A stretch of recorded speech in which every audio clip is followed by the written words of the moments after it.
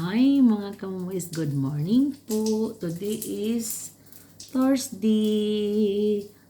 I'm day off. Day off is, nandito ako sa bahay mga kamumis. Wala nang gawin na marami, hindi katulad, good morning po, good afternoon pala mga kamumis. Hapit na alas 4, akala ko hapit alas 4 mga kamumis. Akala ko is okay. Morning. Kasi hindi ako natulog ng marami mga kamuis. Nag-star maker ako after. So, I will tell you ha. Kahapon, nag-choir kami alas 4.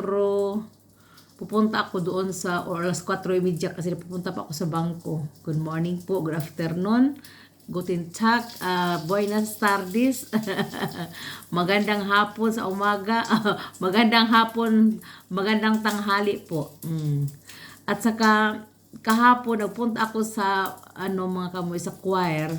Mga alas 4:30 siguro. Alas 4 ako nag-drive. Pero alas 4:30 ako nagpunta pa ako sa bangko. May pa ako importanteng gawin doon sa bangko. At saka pagkatapos punta ako sa choir mga kamoys, mga alas 5 na siguro o alas 5 or mga 5 na ako darating kasi is traffic. Hindi naman autobahn, not highway, but may auto nakaharang ba niya dan maraming galing sa highway dan napuno kami sa street. Grabe. At saka mga kamoys nag-choir, pagkatapos trabaho pa ako mga kamoys. Alas 2 na ako uwi mga kamoys. Yung nakita ko ang snow sa alas 10:30. Ito na, doon sa daycare ko yung tinrabahoan, di ba nagkudak-kudak ako. Pagbalik ko mga kamoys, akala ko nag-frozen, hindi pa pala nag-frozen, nahilis pala. Nangaring umaga, ulan na naman siya ng snow. At ito din, na hindi nagtagal, naging water na naman. Pailaan ko.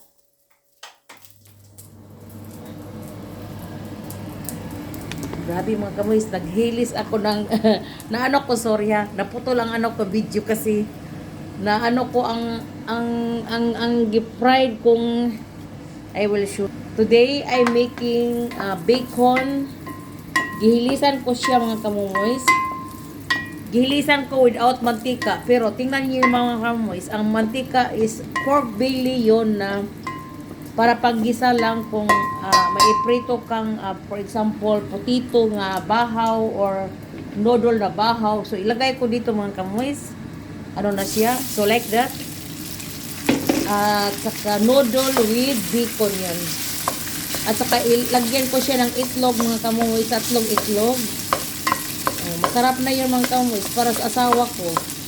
Ito ang nila dito sa Germany. Pag may bahaw na noodle, pag may bahaw na potatoes, mag-slice ka lang ng bacon. Itong bacon, parang pork belly yun. Pero, anong ginawa nila? Parang gihang up ba? Yung smoke. Ricken speak. Walang English mga kamoys. Parang lang ito. Parang pork belly nga. Pero, siya, pinatuyo siya ng steamer or yun. That as hang up nila or what else. Basta that is bacon. May bacon din ako, pero iba yun nga pagka-bacon. Para pang, yun. Tingnan ko. This is also bacon. Bacon scheiben. You can put an egg in a toast bread. Iba yun mga kamoys. Pero ito, iprito yun mga kamoys. Pork belly talaga. Pero gihang up nila or gi-steam bago i-preserve. At saka, ito ang gawin namin pag may bahaw na potatoes, slice namin at saka i-fry namin ang pork belly, sliced. At saka lalabas ang fats. Then, ito na. Walang extra na fat na ilagay namin. Pork belly bacon. Pork belly bacon. Speck yung pangalan sa German. Speak is kanang tambok. Yan sa baboy. So ito mga kamoys, malambot na tingnan. Kaganina is matigas galing sa kahapon kasi from yesterday bahaw nga noodle. So ngayon para ma-press ko siya, i-fried ko siya together with the pork belly na tiyan sa baboy nga gihilisan mga kamoys. At lagyan ko siya ng 3 itlog. Pagkatapos, i-fried ko muna. Then, ilagay ko, ibuhos ko ang 3 itlog. And then, you can eat after. Don't forget put a little bit salt and pepper, black pepper or white pepper is okay. At saka ito ang may ano na naman ako, 4 na hotdog sa German. Ito ang ipares ni asawa ko mga kamoy sa noodle. Oh, hindi pa kayo nakatikim nito no. Dito lang ni sa Germany. Hindi pa ako nakagawa sa Pilipinas. Next time magawa ako mga kamoy, magdala ako ng ano, yung pork belly na o pwede yun iputos lang sa ano, sa foley, ilagay sa malita. Maggawa ako ng noodle doon sa Pilipinas like this. Yeah. Malaking kawa mga kamoy kasi maraming pamilya. Magawa ako ng German food doon next time. Noon nakagawa ako ng pancake. Pancake, anong ginawa ko mga kamoys? Asin. Asin ang nalagay ko dyan kasi akala ko is sugar. So, hindi pala natin na-testingan. Namili kami kasi na ano ba? Na per pixel. Anong per pixel? Nagka-interchange. Walang nakabalagay na asin. Walang nakabalagay na sugar. So, my God. Akala ko is sugar. Isang putos ba? Mga 500 grams. Wala nakasulat dyan. Kasi kinilo, no?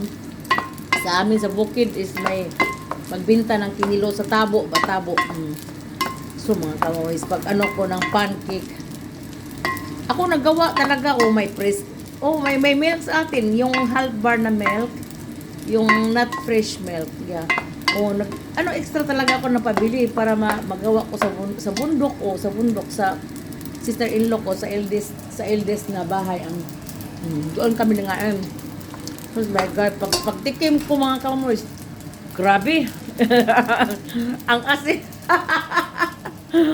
Past 1/4 siguro nakuha ko, ilagay ko sa pancake. Asin pala mga kamoys, hindi makain mga kamoys talaga. Para ang asin ilagay mo doon sa pancake. Diba ang ano doon may ano ba?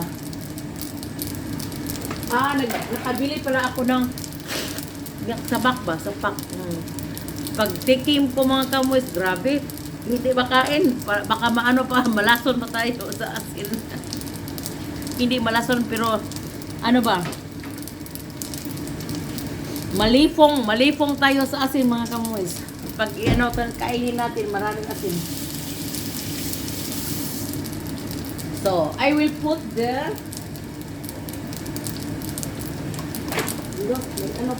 may isda pala ako mga kamoys. Kainin ko yun. Isda sa por. Hala, pwede pa makaon. Expired mga kamoys na lax fish expired. Akala ko nakain na sa mga bata. Hala, mayroon pang isang pack. 4 sa January. Expired. Pwede pa yung makain mga kamoys, no? Kainin ko. Wala mang uod mga kamoys. Nandoon sa ano, nandoon sa ref nakalagay. Lalo, grabe mga kamoys ay. Nalimutan pagkain yung mga bata dito ba sa Pasko. Nandito sila hanggang second day of Christmas. Dito sila nakastay sa amin. Past 4 days. Yung eldest ko 4 days. Yung second is parang 2 days lang kasi malapit lang sila sa amin. At saka, yeah, ito ang nangyari. So mga kamoys, ilagay ko ang itlog. Ang paglagay ko sa itlog mga kamoys, no need ibatil. No need batil mga kamoys, like that only. I will show you how to make the eggs here.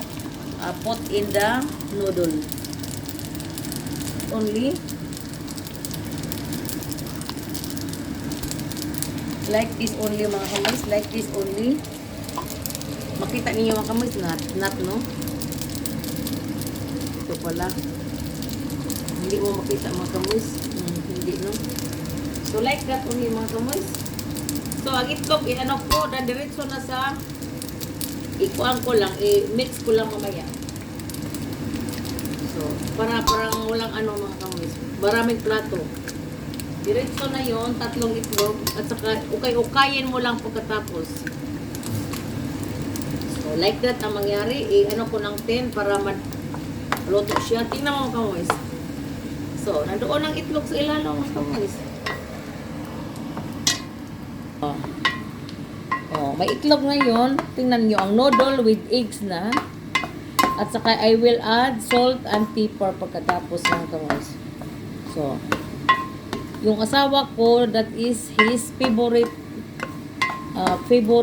foods before we are married. Ito na ang mga pagkain nila mga kamoys dito sa Germany. So, fried noodle with bacon, fried potato with bacon, at saka ito, lagyan ko ng 3 eggs after sa bacon. Yung fried ang noodle. So, that is a boiled noodle from yesterday. Naghiwa ako ng bacon mga kamoys. Kunti lang. Mga ano lang. 100 grams or 50 grams. At saka, fried ko dito sa kaldero kong mamahalin. Lalabas ang mga fats. Dan ito na ang fats niya mga kamoys. Ano mo, pag ma-brown na, lagay mo ang noodle. Ito na. At pagkatapos, ang itlog mga kamoys. Itlog, at saka lagyan ko ng pepper on salt. Ito ang paglagay ko. Tingnan niyo mga kamoys. Wala ang camera. So, like this. So, I will put pepper now. That is pepper. Pepper is with a grind. I-grind lang. Mayroon kaming ganito. Kasi mayroon din direct na grind na already. But this one, we will have to grind, mga kamus. Kami na mag-grind. Ito, like this. Buo yun na pepper, black. At saka ilagay mo lang dito sa dispenser. At saka may ano yun, may grind. Ituyok-tuyok mo lang mag-grind yun, mga kamus. At saka, kunting asin mga kamoys, kunti lang asin. Kasi is pa may tupperware. Tupperware na mga maliit ba. Okay mga kamoys, ito lang, hindi maraming salt kasi may bacon siya mga kamoys. Ang bacon mga kamoys may asin din. So, kunti lang. At saka, luto na siya mga kamoys. Ito na. Pwede na yun makain, pero si asawa kasi pagkatapos niya sa trabaho mga kamoys, magpunta siya sa fitness studio at saka mag-fitness na naman siya. Mag-fitness siya mga kamoys kasi siya ay 50% disabled na si asawa ko mga kamoys. Hindi na yon ano siya. Hindi na siya healthy mga kamoys. But he is still working at saka mag-drive pa siya ng auto, pwede pa. Because it's not far from home, mga 7 kilometers or 15 kilometers back and forth mga kamoys. Doon siya maniod to at saka pagbalik niya, so ang fitness niya every 14 days lang. Kasi kahapon so pag wala siyang fitness, magpunta ako sa choir kasi isa lang auto namin magkakaos. Walang ibang auto. Bisikleta lang 2 at saka isang auto. Kasi ang tanarbahoan ko mga kamoys malapit lang din dito sa amin. 500 meter lang from my home. It's not far, no? So mga kamoys, tinikman ko na. Sarap. Very good, iba. Sarap talaga mga kamoys. I will show you again. So, ito ang noodle with eggs na. Bacon on eggs, pepper on salt. Ito lang ang i-add mga kamoys. At boiled noodle from yesterday. Sarap mga kamoys. Parang hindi na ako hinto. Nabusog na ako. May almusal. Ngayon naman kakain sa paniod to. So, luto na siya mga kamoys. I-off ko na. This is 5. So, i-off ko na siya. At saka, ito ang sudaan namin mga kamoys. Sudaan ni asawa ko. Yung German hotdog. Yung like last week na pinirito ko last 2 weeks para sa simbahan. Ito din ang rest niya. Pinirito ko 10 sa isang pack. Ang 6 pinirito ko na ito ang rest. Di ano ko gi-frozen ngayon, gi-frozen na naman. Okay mga kamoys, ito lang at have a blessed Thursday po. Thank you for watching.